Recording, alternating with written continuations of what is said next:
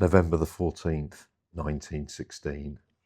The SS Burdigala is running south through the Kier Channel. It's empty. It's heading back to Toulon. 15 minutes earlier, it was a routine journey. Then, boom, a mine on the starboard side. A huge explosion. The blast rips open the hull and floods the engine room within seconds. The captain gives the order to abandon ship. 15 minutes later, another explosion. The ship breaks in two and sinks to the bottom of the sea. 7 days later, 1 nautical mile to the northeast, another ship hits another mine in the same minefield. That ship's name is Britannic, sister to Titanic, one of the most iconic shipwrecks in the world. Now, today you're joining me as I dive the SS Burdigala. It's 70 metres to the seabed. It's in the Kier Channel in Greece. And as I run through the dive, I'm going to tell you everything about the extraordinary story of this ship. A ship that failed at almost everything it was designed to do. A ship that was dismissed, renamed, and then, after it sunk, forgotten. These days, the Burdigala is best known as the warm-up dive for Britannic, which is super, super unfair because it is an incredible wreck dive. When people heard that I was coming out to dive the Britannic, everyone who'd been here previously said, look, although the Britannic is great, you are going to enjoy the Burdigala, just as much and possibly even more, which is, that's a big claim when you think about Britannic, and where it sits on people's bucket list. So I've been really excited to do the Burdigala ever since I heard that. You can see us here, we're at the bottom of the shot line. The individual divers are sticking on their strobes, just sorting themselves out. One of the things that we're using this dive for is to practice our team procedures. When we dive the Britannic, we are going to be working as a team. All 4 of us are going to go down together. We're going to stick together during the dive, and then we're going to come up together. This dive is our opportunity to practice this. We've done another dive before this in about 50 metres, so we're getting those team skills together. The 3 of us who are visitors, there's myself, there's Henry, and there's Greg, and we're being led around the wreck by George. One of his responsibilities, as well as taking us around the wreck and showing us everything, is also to make the decision as to whether he thinks the team is up to diving the Britannic. So although it's not stated, there's a little bit of self-pressure on all of us, I think, just to make sure that we do everything properly, we stick with the guidance that he's given us, and frankly to be as good as we possibly can, because he is a top-class technical diver, one of the best-known technical dive instructors here in Greece, and he's also done all of these wrecks an incredible amount of time. So he's just in front of us there. You can see that's him on the scooter. We're all on scooters. The Burdigala is broken into 2 bits. The biggest bit, which is the bow, and actually all the way back to aft of the engine, and then there's the stern, which is a much smaller bit, but still actually really significant. And then in between them, there's about a 10-metre gap. You've seen I've just crossed over that gap, and so we're heading to the stern here. We're on the deck. You can see the depth. Behind me are the other 2 members of the team. We're on a bit of a mission because we want to see as much of this wreck as we possibly can. We've given ourselves a 2-hour run time. Now, we'll be doing longer than that on the Britannic, but for this dive, it's the opportunity, particularly for everybody, to understand what their thermal protection is like, whether they need more or less for doing those longer dives. So it's all part of our build-up. We did a shorter dive the day before. We're about 2 hours today, and then when we dive the Britannic, it will be about 3 hours. What you can see here is I'm fascinated by the fixtures and fittings that are on the ship. It has never had any sort of salvage. You saw there was a row of square porthole windows. There was just a porthole there in that little whatever it was that I went in. You can see I'm just going over the lifeboat davits here. There is George in front of me, and what he's doing is he's letting us know that we're about to descend down to the seabed to get our maximum depth and to see the props, which are absolutely beautiful on this wreck. And the stern is well known for being totally lovely. So we're going to see that in a second. Whilst we're waiting for the other divers to catch up, probably just a moment to say all this video from this dive is shot from the GoPro on the front of my scooter. You probably saw when I got in the water, I did have 2 para lenses on my helmet. One of them was brand new and I didn't have the exposure settings correct, so that one, basically the video footage is unusable. The other one had died and I couldn't get it off the mount. I had a spare one, I couldn't get it off the mount, so I like to have 2 on because it sorts out the balance. But anyway, so neither of my para lenses came out.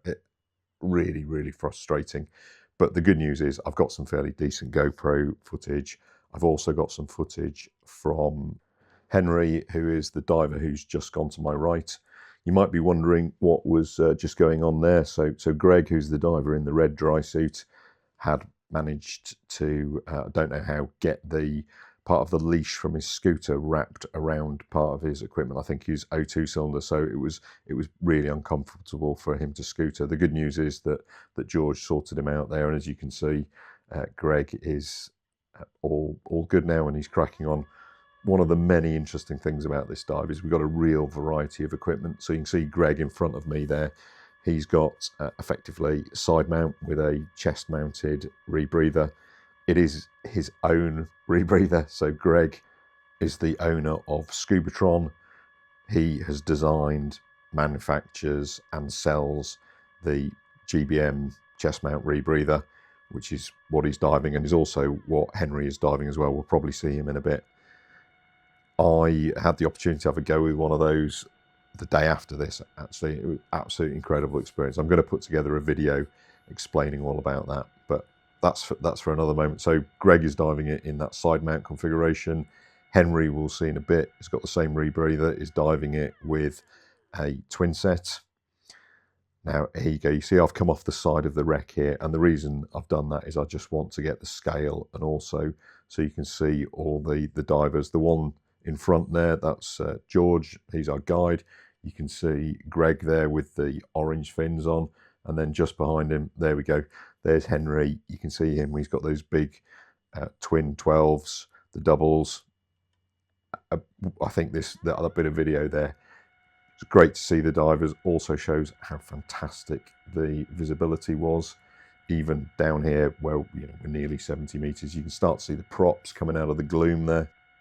One of the things that Henry had asked me to do was to get some video of him with the prop. So what I'm doing out here is I'm going out onto the seabed. I think you'll see George in a minute, and then I'm going to kind of come in and capture that video of Henry on the props. Here he is. He's just there. You can see just above me. You can see, I think you can see how big this wreck is, and it's, even though this is the warm-up dive for the Britannic, and it gets stuck into that kind of, I guess, box of being the warm-up dive, it is an unbelievably good dive. And it's also, the interesting thing about it is it's not just a good dive. This ship has got a brilliant story associated with it. I kind of touched on a bit about that at the beginning, but I'm going to be coming back to it because it's a fascinating story. It's actually a fascinating ship in itself, the design and the construction and what happened to it during its life. The sinking is just one small part of that. I mean, what you can see here is, this is me off the back end of the wreck. You can look up there, you can see that beautiful stern. The scale, obviously, by the size of the divers, you can just see how big it is. I mean, this ship is 20,000 tons, which is very, very large. It's extremely rare that we get to dive, or I get to dive, a shipwreck as big as this. Particularly rare to dive one that is as intact as this. And as you've seen so far, this ship is significantly intact. One bit that isn't intact, though, is if you have a look at that prop where Henry is modelling, you can see that it's got 3 blades. Well, it would have had 3 blades, but one of them is missing. And when we get round to the prop on the other side, you'll see there's a blade missing on that. So my guess is that the prop was still turning when it hit the seabed, and that's what's broken off one of the blades on each prop. The other thing that George mentioned before we got in the water is he said, when you're on the seabed at the stern, look around because there is a load of ammo around there. Now, I'm a bit of a sucker for ammo, and sure enough, as you can see here on the seabed, that is a case for one of the guns. Like a lot of ships of the time, the Burdigala was defensively armed. So it's got 4 140mm, kind of 5.5-inch, there or thereabouts, guns, and this is one of the shell cases for one of them. There's also a smaller gun on the bow. 2 of the 140mm guns are mounted on the stern, and 2 of them are on the forepeak. And we're going to see the 2 forward ones in the video. There's also another smaller one right on the bow. I don't know what caliber that is, and it's quite an interesting thing, but we'll see that later on. You can see there's some shell cases. I also think there's some actual warheads for these as well, but not 100% certain. You can see there's also the thing back there that looked a bit like a Clarkson case. Wasn't entirely certain, but to me anyway, it looks like this ammunition is multiple piece. So you have a shell case, then you potentially have some more propellant, and then you have the actual projectile that's going to get fired. Those would normally be steel, so you've seen, I think, back there a couple of the projectiles. You've seen a few of the cartridge cases, and that thing that looks to me a bit like a Clarkson case. What I'm doing here, though, is going back to the prop, and you can see there, you can see 2 of the blades on that prop. You can also see that the other divers have headed off. They're not as interested in the stern as I am. One of the things is that we have to be on a bit of a mission with this wreck because it is so big, and we've given ourselves that 2-hour run time that clearly there wasn't much opportunity for dilly-dallying, especially here because this is the deepest part of the wreck. Our plan was to come round onto the starboard side, go along the starboard side until we saw the mast that has broken off, is lent over that side, which you can see in front of me. Once we hit the mast, we were then going to come up onto the wreck and then travel along the wreck again. I mean, that is incredible there. Once again, shows how great the visibility is. Well, great by my standards. George said that he's seen much better viz on the Burdigala, which would be super impressive. The other nice thing about this, and you won't catch me saying this in many of my videos, there's also quite a lot of fish life on this wreck. You can see all the small ones around the mast, and just in a second you're going to see this school of much bigger ones. I'm not 100% certain what they are, but if we're in the Red Sea, I'm pretty certain they would be calling these jacks or something like that. But you can see there they go. Just a huge shoal of them, loads of fish. Really nice to see. My previous dives in the Med, I haven't seen that many fish. It's kind of, my perception is always that the Med is very heavily fished and kind of overfished. So it's really nice to see marine life of that kind of size on a wreck. Always adds a little bit to it. What I'm trying to do, though, as you can see, is catch up with the rest of the divers. In front of me there are Greg and Henry, and somewhere in front of them is George. So I want to stick together. Remember, that was our plan. I don't want to get any bad marks from George for not sticking together with the rest of the group. But what you can also see, as I've just gone past on the left, is that one of the things about the stern, it is known to be covered in this really big net. And what I've done is just stopped for a moment there, so you can see that net. There it is, covering a whole load of the wreck. It would be fascinating to see what's under there. I'm going to show you the bells later on, but there is a thought that there might be a third bell, a stern bell, somewhere underneath this net. But getting underneath it would obviously be really dangerous, and taking it off is going to be a load of hard work. What is also a bit of hard work is the fact that by taking that video, I'm starting to lose the 2 divers in front of me, or the 3 divers in front of me. So I'm going to, once I've stopped looking around, oh, I know what I'm looking at here. This is a deck light. You can see there that thing there would have some prisms, and it would allow natural light to go below decks. Obviously, in this kind of period, electric lights weren't particularly great, and also Not every ship had them. I don't know whether the Burdigala had. So relying on natural light or providing a means for natural light to go below decks was an important thing. We're going to see a few more of those deck lights. This is the break, that 10-metre break that I said there was between the two sections of the wreck. One of the fascinating things about the Burdigala and its design was that most ships you have, coming from the bow, you have the bow, the bridge, the boilers, the engine, and then the prop. The Burdigala, interestingly enough, had the engines, has two engines, but the engines are in between some of the boilers, so it's a really unusual design. So probably just a bit further forward of where we are now, that is where the engines are. So pretty much, I guess, where the shot line is. Fascinating design. I have no idea why it was designed in that way, but it is one of the many things that makes the Burdigala interesting. Another interesting bit about the Burdigala is you have to understand what it was designed to be. So this was built in 1897 in Danzig in Germany and was originally called the Kaiser Friedrich, so named after the German king. And it was supposed to be the German answer to the Atlantic speed record.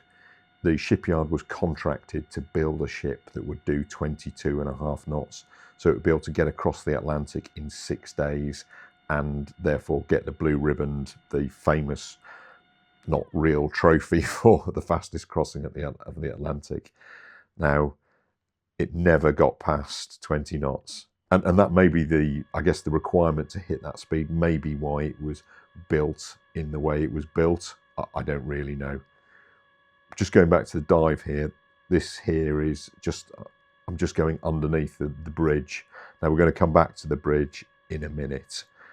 No, in a few more minutes. We're going to go to the bow first. And the bridge is absolutely incredible and well worth hanging on in there for. But before we do that, we're going to see one of the absolute standout features of the Burdigala, and something that I knew was going to be a special moment. You can see it there. George is illuminating the bell on the forward mast just above the crow's nest, and this is a really special moment for me. I've seen foremast bells. I've never seen one actually on the foremast above the crow's nest, exactly where it should be. And as you can see, that is a big, big bell as well. It would be an absolutely beautiful thing, but really nice to see it in position and in situ, even though at some point it's going to fall off and end up on the seabed. For those who follow the story of Britannic's bell, that's exactly what would have happened to the bell that was recovered in 2025 by Richie Kohler and his team. It was discovered in 2019, effectively on the seabed below this position on the Britannic. So kind of really nice to get that context and really nice to get it before we go to Britannic. So one of the things I'm hoping to do perhaps is go on that mast and be able to look down and see where they found the bell. On this one though, as you can see there, I'm just looking inside, hoping that the clanger might be in there, or checking the clangers in there.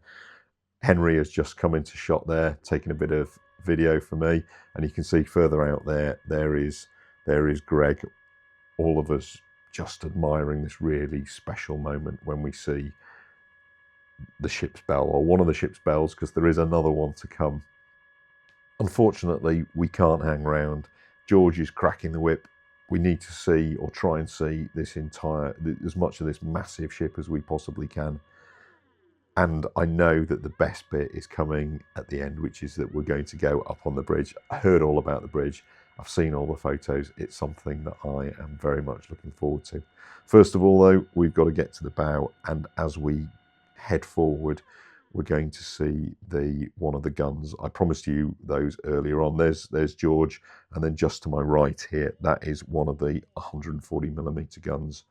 So the Burdigala, you have to understand its role, which is that it was an auxiliary cruiser. So the French Navy weren't using it as a liner, which is what it was designed for. They stuck these guns on it and were using it as effectively a small, although it wasn't small, it was a warship. Its main role was carrying troops, but the fact is it had all these guns on it, so it was a formidable opponent. Those 140mm guns, 5.5 inch, that is going to outgun any submarine, and quite a lot of smaller warships as well. So very, very powerful vessel. And other nations did exactly the same thing. So if you've seen some of my other videos, the one where we dived the Marmora, for instance, HMS Marmora, much smaller liner than this. It was 10,000 tons, although still pretty big. Also had on board it had exactly the same thing, which is that it was converted, and the Royal Navy stuck some serious armament on it. As you can see from the dive, we are carrying on, heading forward. Henry's overtaking me there. You can see very distinctive with those two white cylinders. Also see the anchor capstans and there's some anchor chain, I think, off to the left-hand side. The other interesting thing is you can see there's a hole in the deck here. It allows you to look down and see the deck below. The other interesting thing, and this is a really good Britannic link, is if you have a look to the right, you can see where the wooden decking has rotted away, and you can imagine it must have been some sort of hardwood, but it's left only the caulking, which was in between the bits of wood. Exactly the same thing has happened on the Britannic, and if you see one of the videos that I've done with Richie, he talks about exactly that thing. As we move forward, there's more stuff. I'm just going past. On the left is the crane, which would have been used to lift the massive anchors into position. We're going to see one of the anchors in a moment. The other thing of note is what I'm looking at here, which is a small caliber gun. I've tried to find out what size it is online, but not had any joy. I think this, looking at the size of it though, it's probably a 35 or 40 mil, that kind of size, probably some sort of fast firing thing. So I don't know. If anybody out there knows the answer, I'd love to know it. You see George has gone off the bow there. He was very keen that we all did this. He said the view is fantastic. So I'm heading out into the blue, and in a moment I'm going to turn around and look back at the ship, and you're going to see the bow, which is wonderfully sleek, and once again brings you back to that idea that the purpose of this ship. So it was never built to be an auxiliary warship. It was built to get the blue ribbon for Germany, to do that fastest transatlantic crossing. Unfortunately, that didn't happen. The company that had contracted for it, when they realised it wasn't as fast as it was supposed to be, they refused to take delivery, and there was a contract argument. It went back and forth. What happened in the end was it ended up being abandoned almost. It was just sat in a dockyard. Nobody wanted it. It didn't go anywhere, didn't get used for anything. And it sat there for quite a long time, until in 1912, the year that Titanic sank, a French shipping company bought the Kaiser Frederick for 4 million francs, which was about 30% of the actual value. So they clearly felt they were getting a good deal. Obviously, they're not going to want a ship called the Kaiser Frederick, so they changed the name to the Burdigala, which is the ancient Roman name for Bordeaux.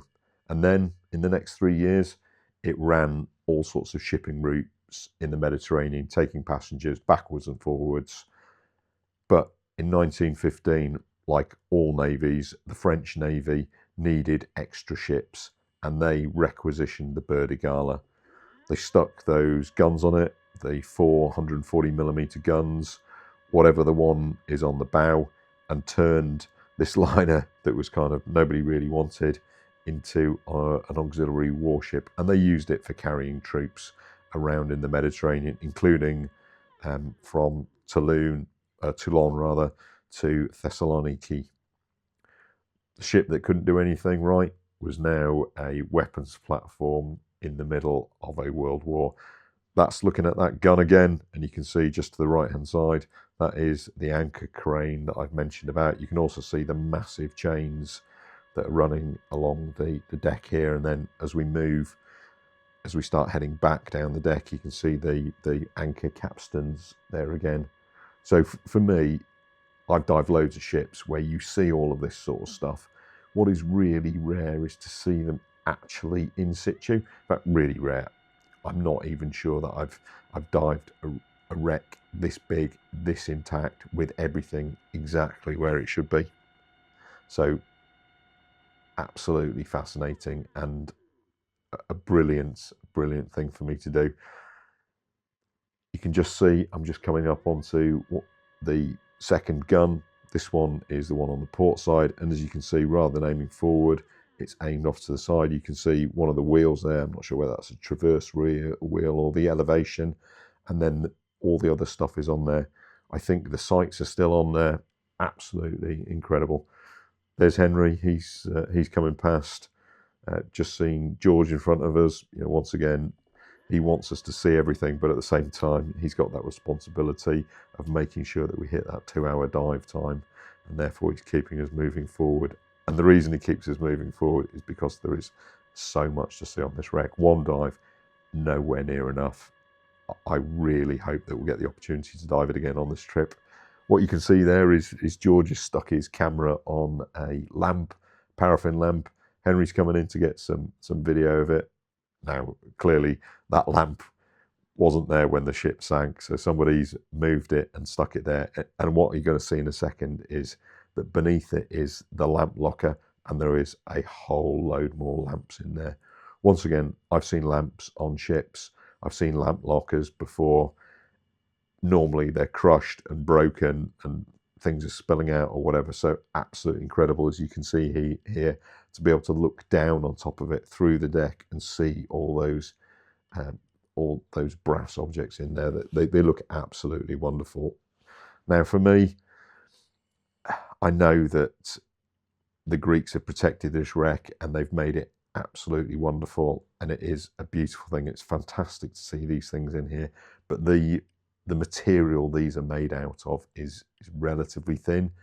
They've been underwater 100 years, and it will eventually decay. It will corrode. Even brass, believe it or not, the individual elements corrode and everything. So if it was me, I would be getting somebody to lift some of those up, get them onto the surface, stick them in a museum where they can be preserved forever. But there you go.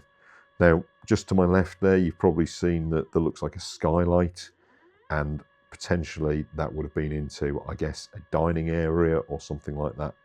But in front of me here is the bridge, and you can see I'm looking up there that the main bridge is off to my left-hand side. This is one of the wings that would come out from the bridge, and when they were docking, I think they would send people out onto the end of those wings to kind of relay information about how close the ship was and those kind of things. Often they have telegraphs up on there. As you'll see, I go round it and then come up on top of it, and I have a look. There isn't a telegraph there. All the 4 telegraphs are in the bridge, and we're going to see those in a second. But it is quite nice, this kind of whole thing, just to come off the side of the wreck. So the main bit of the wreck is beneath me there. You can see Greg's in front of me. You can see there's some more davits for lifeboats, and you can imagine when the ship was sinking that those davits were in action. That's one of the reasons why so few people died when the Burdigala was sunk. In fact, the records show there was only a single casualty. He actually died of burns, which is obviously very sad, but I guess incredible that a ship of this size that sunk relatively quickly had so few casualties. One of the many interesting things about the Burdigala is that it was sunk by a mine from the same submarine that sank the Britannic. In fact, there's only 7 days difference between the sinkings. The Burdigala was sunk first. Unfortunately, I guess, for the Britannic, but fortunately for me, they didn't realise that the Burdigala was sunk by mine. At the time, they thought it had been torpedoed, and in fact, the captain's report says that they fired shots at what they thought was a periscope, so they didn't think it was a mine. I guess if they'd have known it was a mine, they would probably or possibly have let Britannic know, and Britannic might have taken a different route and therefore might not have hit the minefield. So potentially there was an opportunity missed there. An opportunity not to be missed, though, is what we are currently doing, which is having a look at the bridge. You can see Greg in front of me there is pretending to operate one of the 4 telegraphs that we're going to see in a minute. There you go. There's 2 telegraphs in that picture. In fact, there you go. All 4 of them are there. I'm going to come back in and have a look at them in a moment. But the other fascinating thing is this thing here, which is a rangefinder, and the rangefinder is on top of the part of the compass binnacle. So incredible to see those things in situ, pretty much where they would have been. Actually, I think there was another level above the one where we are now, and we're going to see in a bit the helm that was up there. That rangefinder, I think, would have been up there as well. But here we've got those 4 telegraphs, 3 in that picture as we're looking at it, and the 4th one, there you go, just to the right hand side. Incredible. Imagine what that bridge would have looked like back in the day. It would have, I think all of those things would have been glistening, would have been absolutely incredible. Now, what you can see there in the middle of the screen, or the bottom of the screen, that's one of the helms. And you can see it's attached by a long pole to that thing there, which is in the middle of the screen, which is the telemotor helm, so the hydraulic helm. The smaller helm would have been up on top, above this deck. That, I think, would have been wooden and has all completely rotted away, which is why this has all fall down here. The rangefinder, the top helm, potentially the binnacle would have been up there as well, although you'd imagine there would also have been a binnacle on this level. I'm coming back in here just to have a look at these 4 telegraphs.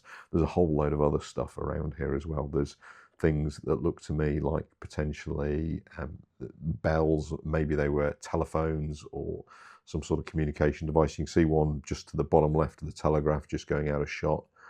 I'm concentrating, in fact there it is, you can see straight in front of me there. There's all sorts of things in and around the bottom here that have been covered up. I'm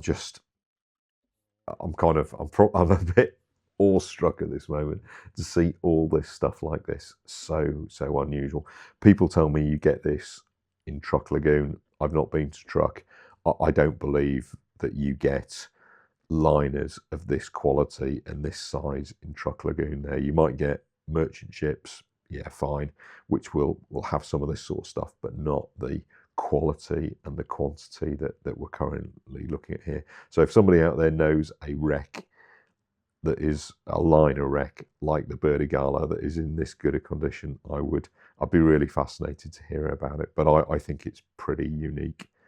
Now, the thing that I'm doing there, you can see George is just sat off the back.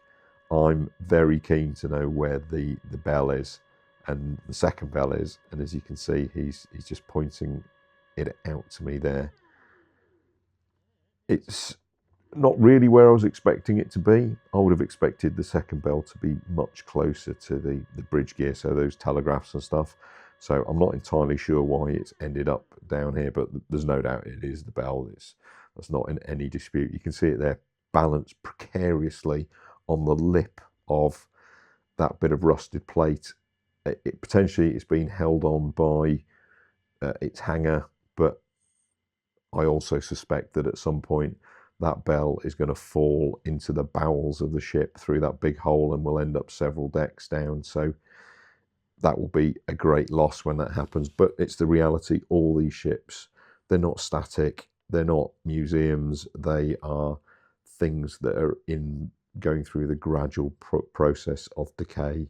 And ultimately, they're all going to end up flat on the seabed. And that will be very sad for future generations of divers. All they're going to be able to do is come and watch videos from people like me. The other thing I think I've spotted in there is that looks like a bath. I don't know whether that was a bath for the crew, a bath for the passengers, or given its location, proximity to the bridge, perhaps that was the captain's bath. I don't know. If somebody's got the plans or somebody knows some more, then please tell me. The other thing, so you can proceed there, orange fin. So Greg is coming to have a look at the bell as well. You can see some more davits off to the left-hand side there. You can also see this area here is where one of the funnels would be. 3 funnels, quite an unusual layout, as I said, because of the fact the boilers were aft of the engine. So in between the funnels, in fact I've just gone past the funnel there, I think on the left hand side, in between the funnels, just coming back up on the top of the wreck for that last glimpse at this bridge area. I know that the dive is coming to an end. I know that we're running out of time. But I so want to spend longer in this area. In fact, I want to spend longer on the whole wreck. It is so good. But I know that George is cracking the whip. He's on that 2-hour timeline, so I can't. I know that we're going to have to head back to the shot line, which is off to our left-hand side. It's not very far away. You're going to see the strobes and stuff in a second, but I'm just having a look around here, just getting that, hopefully not final glimpse, because I hope I'm going to come back to this wreck, but you never know. Funnel fallen over off to my right-hand side there, and then you can see here, heading back, the other guys they're already ahead of me. You can start to see the strobes coming into view there, and you can see a very reluctant me heading to join them. I can't begin to tell you how much I've enjoyed this dive. It's one that I've been looking forward to for years and years. It absolutely deserves the plaudits it gets.